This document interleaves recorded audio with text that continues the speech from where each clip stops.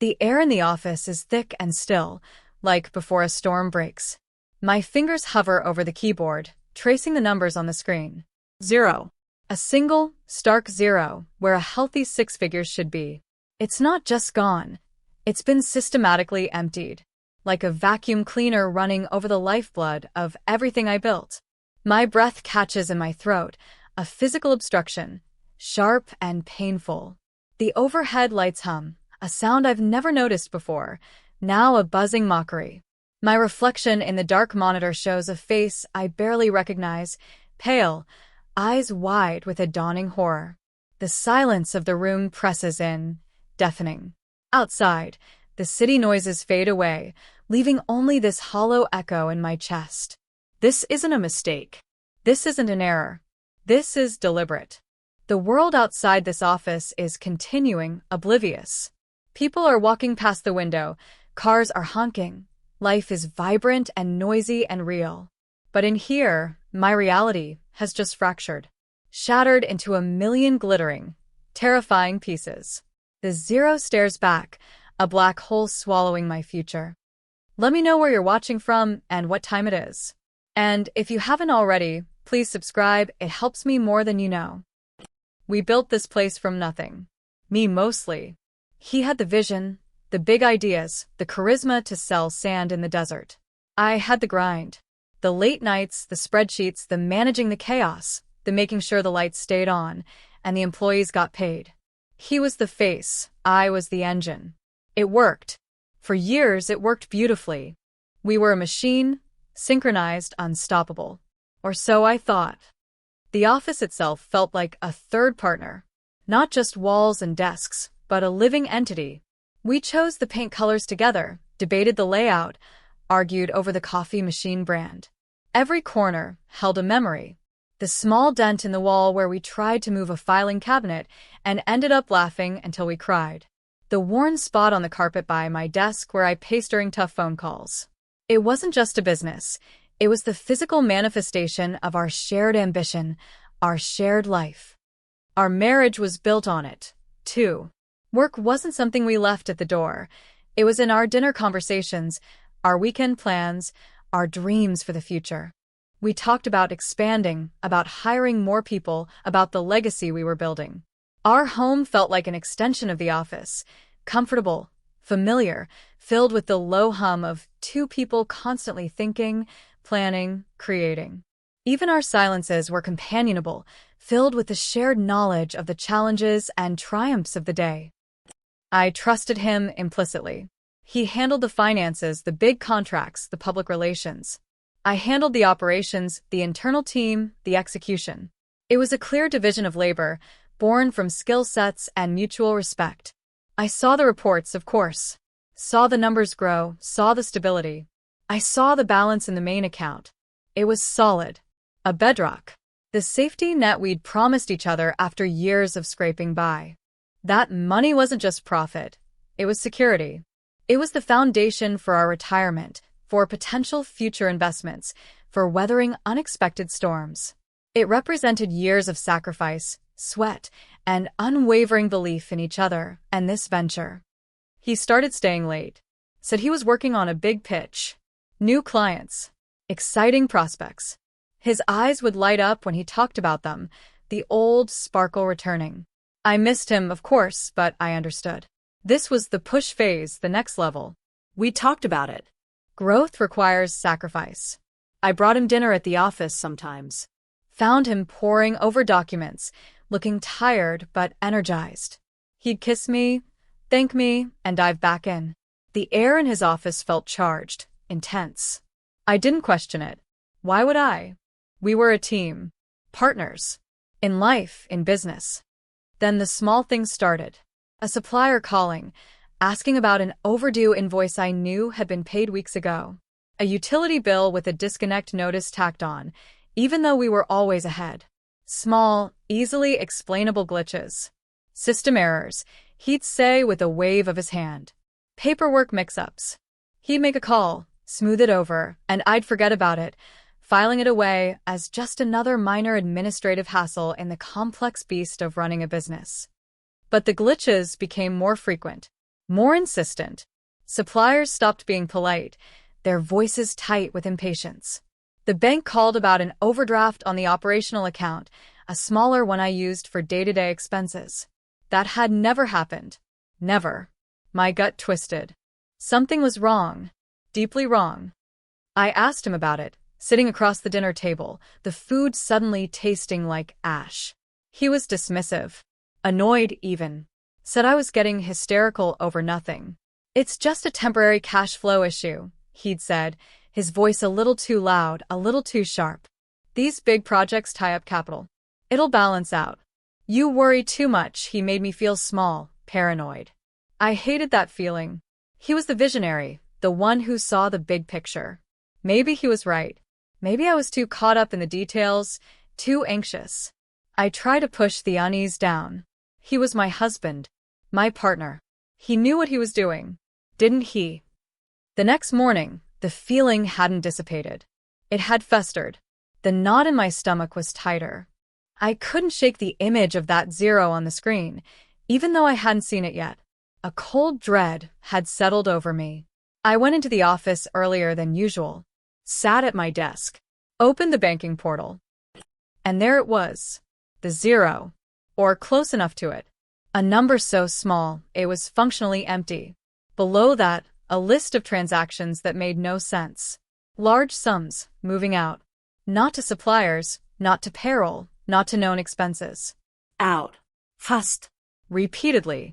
Over weeks, maybe months. My hands started to shake. This wasn't a cash flow issue. This was a draining, a deliberate siphon.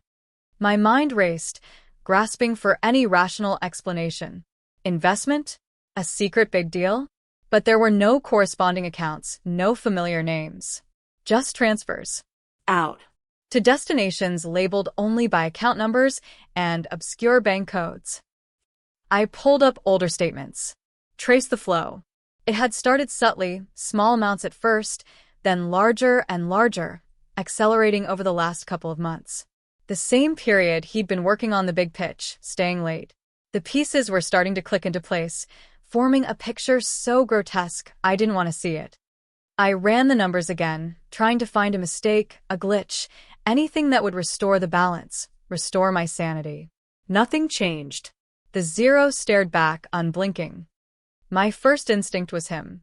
It had to be a mistake he made, a miscalculation so profound it crippled us. I called his cell. No answer. I called the office line, transferring to his extension. Straight to voicemail. The silence on the other end felt heavy, deliberate. Panic began to bubble up, hot and acidic. Where was he? What had he done? Was he in trouble? Had he been scammed? Was this some elaborate fraud he'd fallen victim to? My thoughts twisted and turned, desperate to find an explanation that didn't involve his direct malice. I spent the next few hours hunched over my desk, a knot of fear and confusion tightening in my chest. I tried calling his family, our friends, anyone who might know where he was or what was happening. No one had seen him. His phone remained off. The silence grew heavier with every passing minute. The employees started arriving. I had to act normal, put on a brave face. Just a small administrative issue, I murmured, forcing a smile that felt like cracked glass. Everything's fine, they looked at me, their faces etched with the usual morning tiredness, oblivious to the financial abyss that had opened beneath our feet. It felt like standing on the edge of a cliff while everyone else was strolling through a meadow. The day was a blur of forced normalcy and internal screaming. Every email notification felt like a potential disaster. Every ringing phone a harbinger of doom. I couldn't focus, my mind replaying the zero on the screen, overlaying it with images of his face, searching for clues I might have missed over the years. He finally called late that afternoon. His voice was flat, emotionless. "I'm not coming in," he said. "No explanation." No apology for the silence. Just that simple, brutal statement. "What's going on?" I asked, my voice trembling despite my effort to keep it steady. "The account. It's empty." "What did you do?" A pause. A long, pregnant pause that stretched into an eternity. Then a sigh. Not a sigh of regret, but of weary impatience. "It's handled," he said. "Just trust me." Trust him? The word felt like a foreign language on his tongue. Handled? Emptying the business account is handled. How? Where did it go? Another pause. Longer this time. I could hear faint noise in the background, muffled voices, not the usual office sounds. "It's for the new venture," he finally said, his voice slightly defensive. The big pitch. It required significant upfront investment. Investment in what? I pressed, my voice rising. "There's no record of any investment. No contract. Nothing. It's confidential," he snapped, the mask of calm slipping. "Part of the deal. You don't need to worry about the details. I've got it covered." My blood ran cold. Confidential? Since when were we confidential from each other when it came to the business we built together? "This isn't confidential," I said, my voice low and dangerous. "This is theft. You emptied the account. Our account. Where is the money?" He swore. A harsh, ugly sound. "Stop being dramatic. It's my money too. It's our money. The business's money. It pays the bills, the employees. It keeps us afloat. It's tied up," he yelled, finally losing his composure. "It's an investment in the future. Can you see that? You're so small-minded." Small-minded. The man who drained our company bank account called me small-minded. The absurdity of it was breathtaking. "I need details," I insisted, my voice finding a steely edge. "Now." "Every single dollar. Where did it go?" He hung up. Just like that. Click. The line went dead. I stood there, the phone still pressed to my ear, listening to the dial tone. My husband, the man I had built a life with, hung up on me when I asked where he'd put the money that kept our business alive. The creditors' calls started the next day. Small at first, then a torrent. Suppliers who hadn't been paid. Rent overdue. Utilities threatening disconnection. Payroll looming, and the account was empty. The panic I had fought down the day before surged, overwhelming me. How could he do this? How could he be so reckless? Or was it reckless? Was it something worse? I spent hours on the phone, stalling, pleading, making promises I didn't know how I would keep. The stress was a physical weight, pressing down on my chest, making it hard to breathe. Sleep was impossible. My mind raced with possibilities, each one worse than the last. Had he gambled it away? Was he being blackmailed? Had he lost his mind? He refused to answer my calls. Responded to texts with curt, evasive messages. Working on it. It's almost resolved lies. I knew they were lies. The numbers didn't lie. The zero was still there. The employees started to notice. The delay in payments. The hushed phone calls. The tension in the air. Their worried faces mirrored my own internal terror. How long could I keep this facade up? How long until they realized the ship was sinking? I had to find out where the money went. The bank wouldn't give me detailed recipient information beyond the codes, citing privacy. But I had access to the business records. His computer was in his office. Breaking into his computer felt like crossing a line, but the line had already been obliterated by his actions. I sat at his desk in the dead of night, the only light from the screen illuminating his familiar workspace, now feeling alien and cold. I found the spreadsheets he'd been working on, the documents labeled confidential pitch. They weren't about securing new clients. They were about securing funding.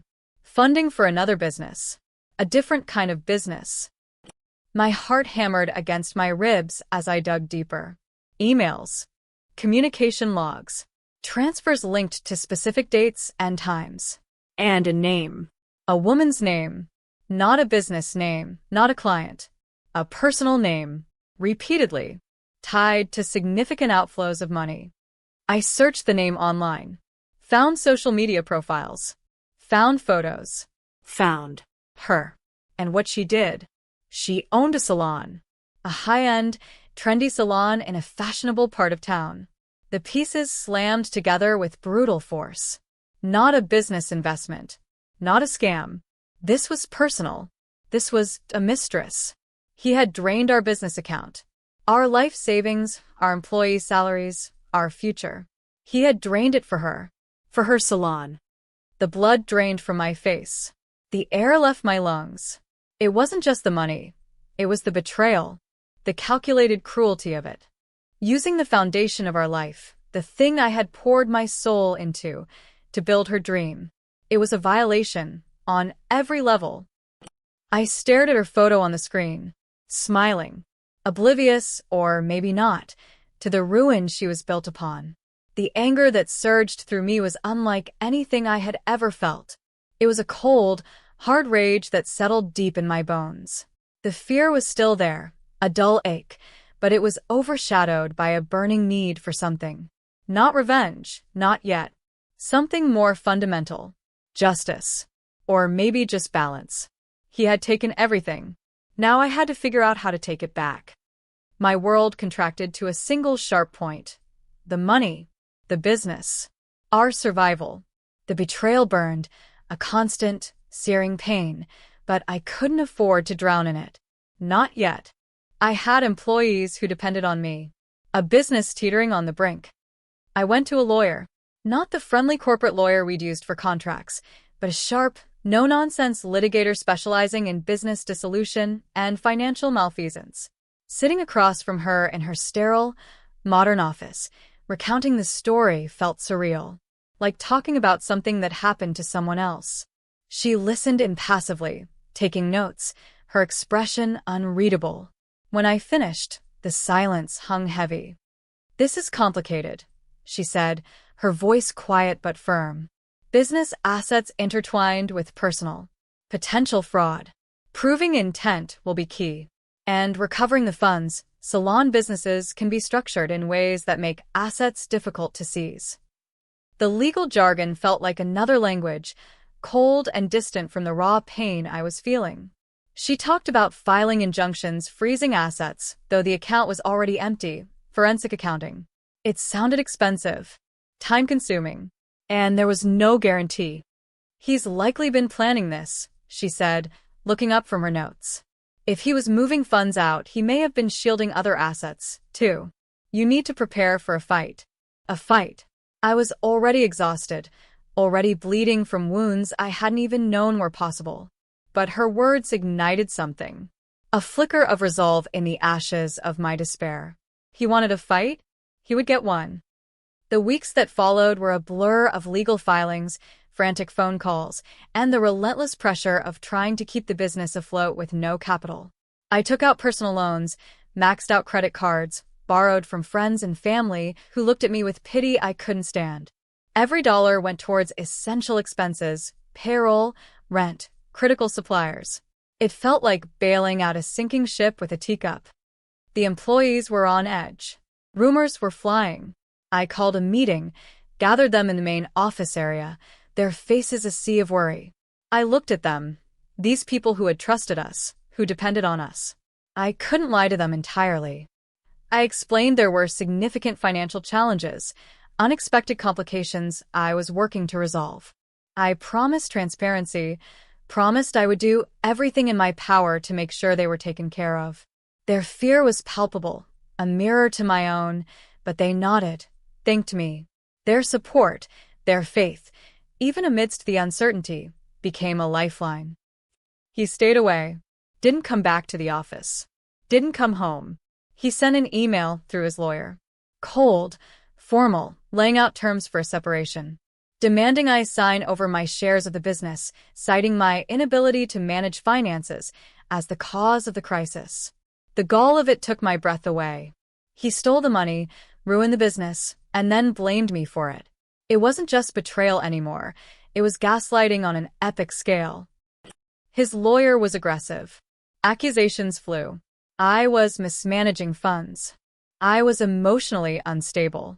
They tried to paint me as the problem, the hysterical wife who didn't understand business.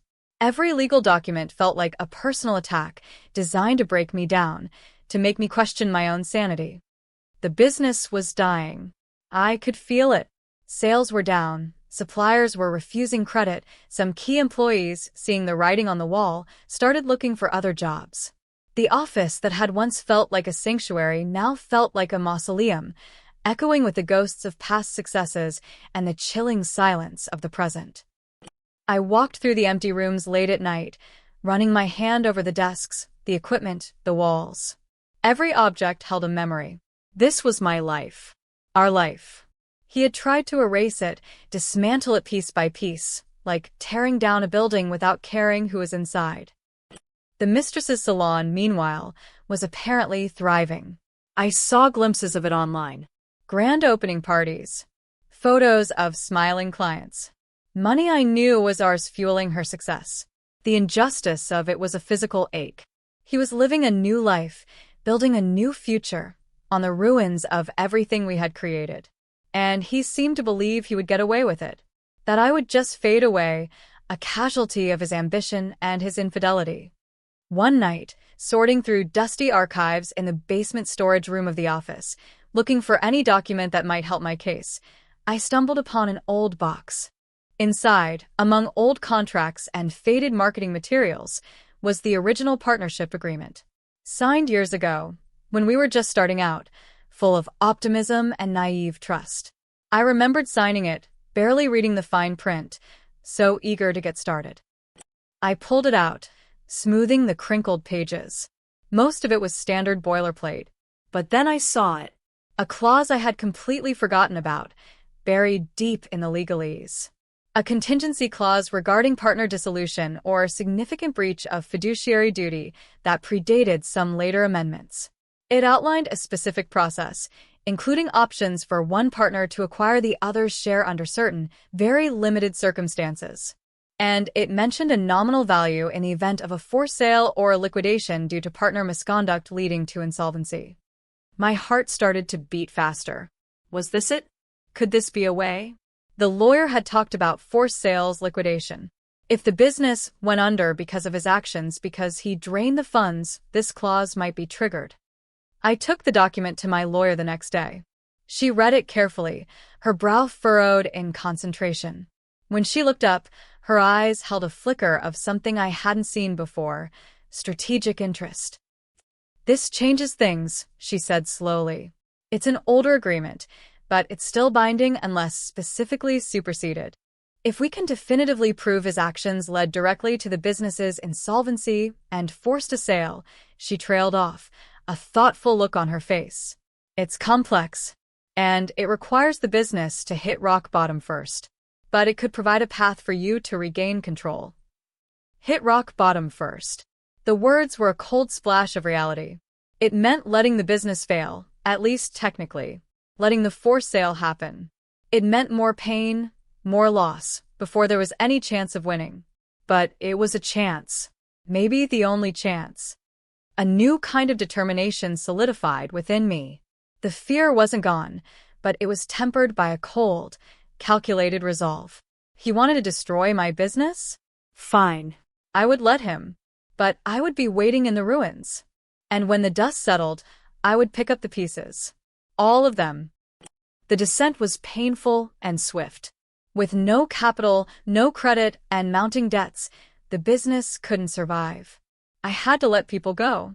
Telling my employees, the people who had stood by me, that I couldn't keep them on was one of the hardest things I've ever done.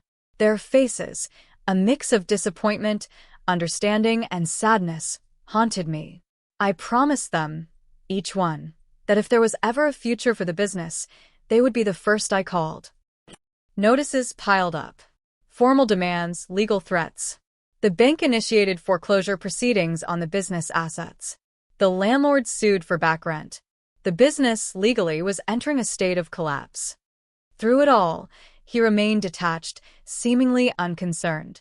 His lawyers continued their assault, trying to position him as the victim of my alleged incompetence. He seemed confident that he had won, that he had successfully washed his hands of the mess he created and walked away with the spoils, leaving me to drown in the wreckage. He underestimated me. Severely. He saw me as the wife, the operations manager, the emotional core. He didn't see the steel I had forged in the fires he ignited. My lawyer and I worked quietly, meticulously preparing.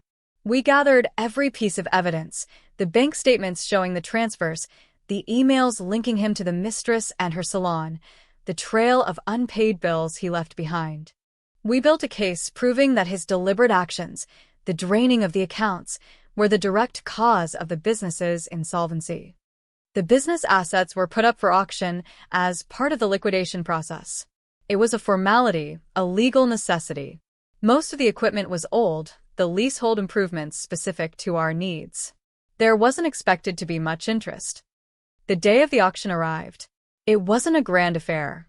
Just a handful of potential buyers, liquidators, and legal representatives gathered in what used to be our main conference room. The air was stale, heavy with the smell of abandonment. My lawyer was there, a picture of quiet confidence.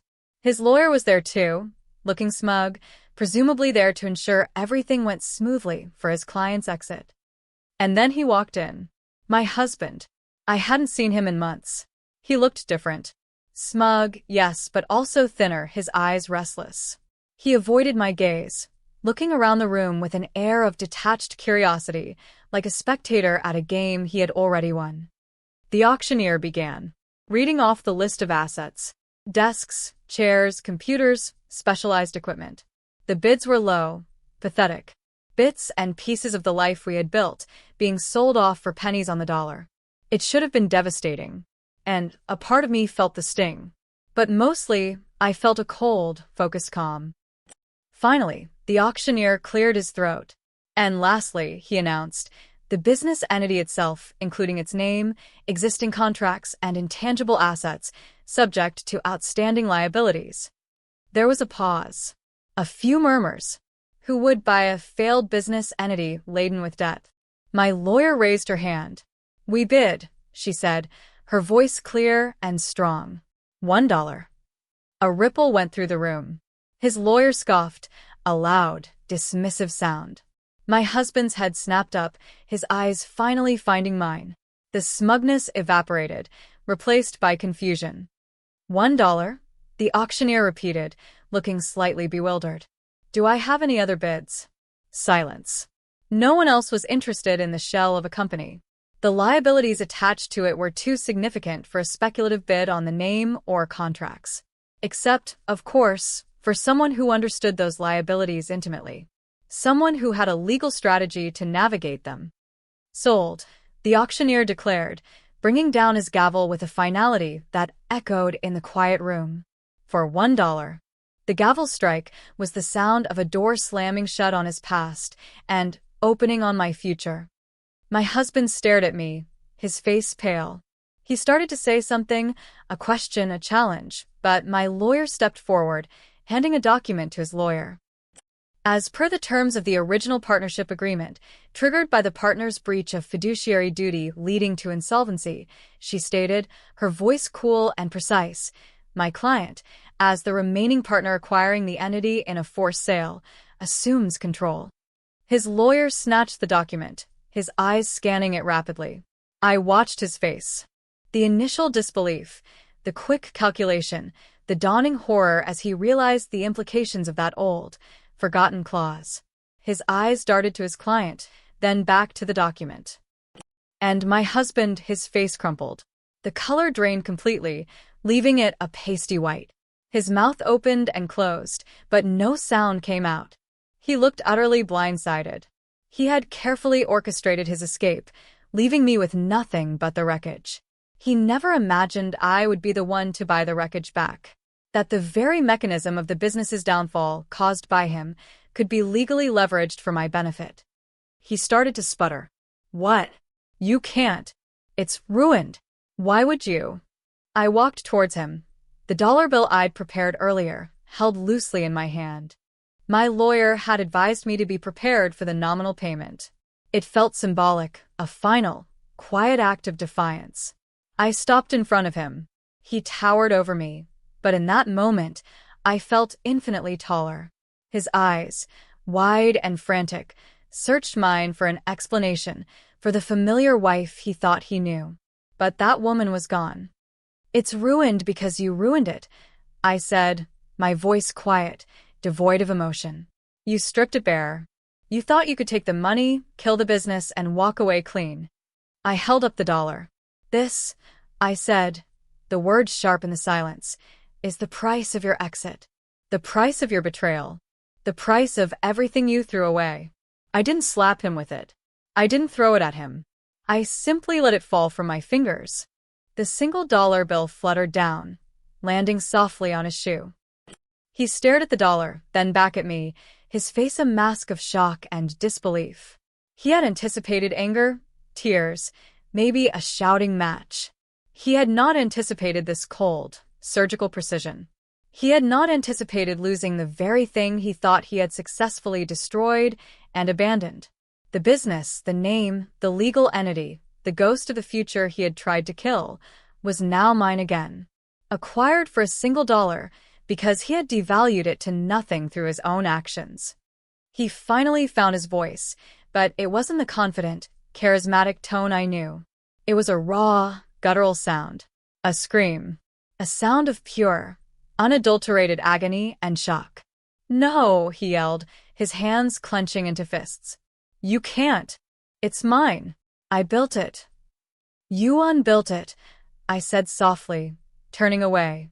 My lawyer put a hand on my arm, guiding me towards the door. Behind us, I could still hear his strangled cries, his shock turning into a desperate rage. Stepping out of the old office building felt like emerging from a long, dark tunnel. The city air felt fresh, cool against my face. The silence was no longer heavy. It was quiet, peaceful. The business was legally mine again. A shell, yes, burdened by debt, stripped of assets, but the name was mine. The legacy was mine. The opportunity to rebuild was mine. The following months were hard. Filing bankruptcy for the acquired entity to shed the crushing debt was a complex, grueling process. Dealing with the fallout, the angry creditors he left behind, the legal entanglements, it was a second battle, fought in courtrooms and negotiation tables. But this time, I wasn't running on fear or desperation. I was running on a quiet, fierce determination. I started small, found a smaller office space, reached out to my old employees. Some came back, their faith in me renewed. Others had moved on, and I understood. Slowly, painstakingly, I began to rebuild. Every single dollar I earned went back into the business. Every decision was mine alone. There was no charismatic visionary, only the engine. And it turned out the engine was capable of quite a lot on its own. The salon, his mistress's salon, didn't last. Turns out, running a business requires more than just a fancy location and stolen funds. Without the steady stream of cash he had siphoned, and perhaps without his visionary touch, it faltered. I heard it close down within a year. A small, cold satisfaction flickered within me when I heard the news, but it was quickly overshadowed by the immense task before me. Rebuilding wasn't just about the business, it was about rebuilding myself. The betrayal had left scars, deep ones. Trust was a foreign concept. I became guarded, hyper-aware of risks, meticulous to a fault. The lightness I once had was gone, replaced by a hard-won resilience. But there was also a sense of liberation. I was no longer defined by a partnership, by a marriage that was a lie. I was defined by my own strength, my own capability. The business slowly, tentatively began to thrive again. It wasn't the same business. It was leaner, smarter, built on a foundation of hard-earned wisdom. I walked through the new office, smaller, brighter, filled with the quiet hum of dedicated work. The faces of my employees, once worried, now held a steady focus. This wasn't a mausoleum, it was a testament to survival, to resilience, to the quiet power of refusing to be a victim. He tried to contact me once, years later. A brief, apologetic email. I deleted it without reading past the first line. There was nothing left to say. Our story was over. His chapter had ended with the flutter of a $1 bill hitting the floor. The business stands today, strong and independent. It's a monument to what can be rebuilt from the ashes. It's not just about profit anymore. It's about integrity. It's about earning trust. It's about the quiet satisfaction of knowing that even when everything is taken from you, you can still fight for your future, $1, one decision, one day at a time. And sometimes, the most powerful victories are the ones won not with force, but with cold calculation and the retrieval of something others deemed worthless. If this story hit close to home, I'd love to hear your version. Drop a comment with where you're listening from and what time it is. Thanks for being here. Subscribing helps bring more of these to life.